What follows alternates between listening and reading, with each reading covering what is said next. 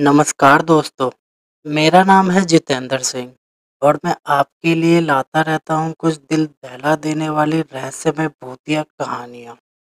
तो चलिए सुनते हैं आज की कहानी को। मेरा नाम रामलाल है। मैं पेशे से एक लोहार हूँ। मीरानगर में गांधी चौक में मेरी एक छोटी सी दुकान है। मेरे घर में मेरी बीवी हेमा और मेरा बेटा कमलेश है। वैसे तो दुकान का कामकाज ठीक ठाक चल रहा था और मेरे काम में तेजी मंदी भी चलती रहती थी। घर के खर्चे बड़ी मुश्किल से निकल रहे थे। एक दिन एक ग्राहक आया और उसने मेरी दुकान पर आकर एक लोहे की जाली बनवाने का ऑर्डर दिया।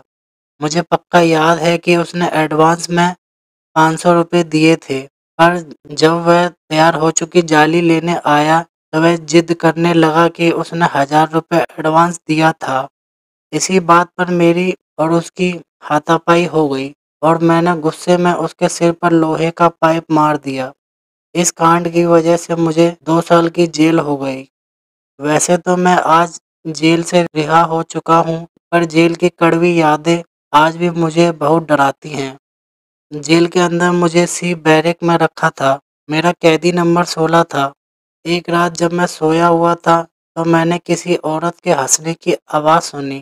मैं चौंक गया। जब मैंने लॉबी में देखा तो दूर अंधेरे में कोई औरत खड़ी थी। मुझे यकीन नहीं हुआ कि मर्दों की जेल में एक औरत कैसे घुस आई। मैंने अपने पास सोए हुए आकाश को जगाया और बोला कि यहाँ पर कोई औरत घूम रही है क्या?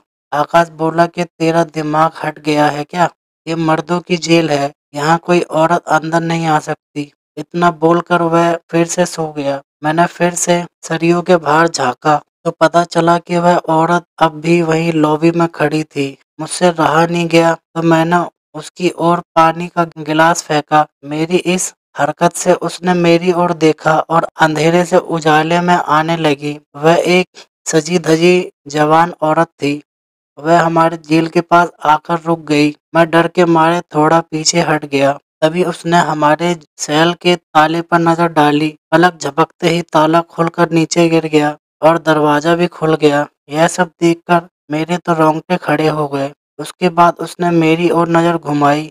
मैं उसे देखकर डर के मारे कांपने लगा। अब वह फिर से मुड़कर उस ओर जाने लगी जहां से वह आई थी। वह मुड़ी तो उसके पीठ पर कोई मांस या चमड़ी नहीं थी, सिर्फ पिंजर था। यह भयानक नजारा देखकर मेरे तो होश उड़ गए। मैं चिल्लाना चाहता था पर जबान से आवाज भी नहीं निकल रही थी। कुछ ही देर में वह भयानक औरत गायब हो गई। मैंने फिर से आकाश को जगाया। इस बार मेरा डरा हुआ चेहरा देखकर आकाश भी चौंक गया। उसने जेल का दरवाजा खुला देखा तो वह बोला कि ये तूने क्या किया?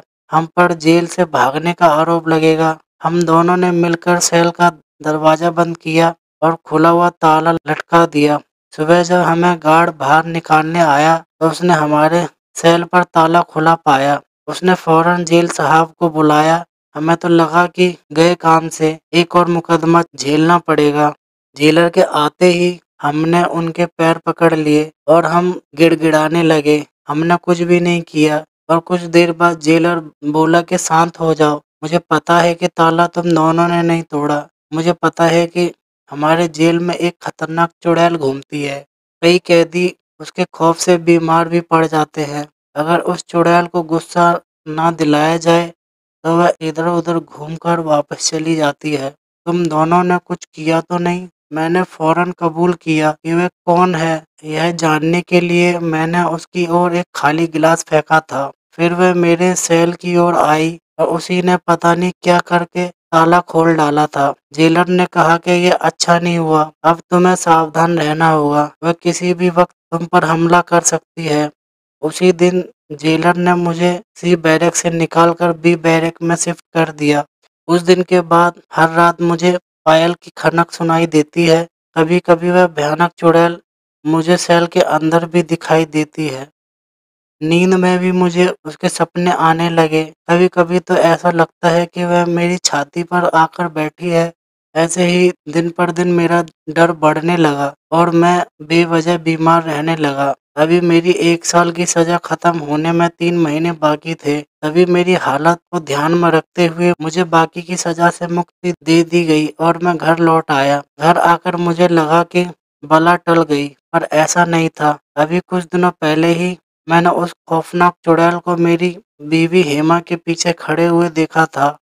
मुझे नहीं पता कि वह चुड़ैल मेरा पीछा कब छोड़ेगी या फिर मेरी जान लेकर ही दम लेगी। मैं तो अब बस भगवान के सहारे ही जी रहा हूँ। तो दोस्तों, ये थी आज की कहानी। अगर आपको ज़रा सा भी डर लगा हो तो इस कहानी को लाइक करें, कमेंट करें और अपने दोस्तों के साथ फेसबुक और व्हाट्सएप पर शेयर करें। और अगर आपके पास भी कुछ कहानियाँ हैं तो हमें ज़रूर भेजें। और अगर आपको भूतिया कहानियाँ सुनना अच्छा लगता है तो हमारे साइबर एविल यूट्यूब चैनल को सब्सक्राइब ज़रूर करें और बेल आइकन को ऑल पर सेट करना ना भूलें, क्योंकि हम ऐसी ही रहस्यमय भूतिया कहानियाँ अपलोड करते रहते हैं। मेरा नाम है जितेंद्र सिंह और मैं आपको मिलता हूँ अगली कहानी में। वीडियो देखने के लिए धन्यवाद।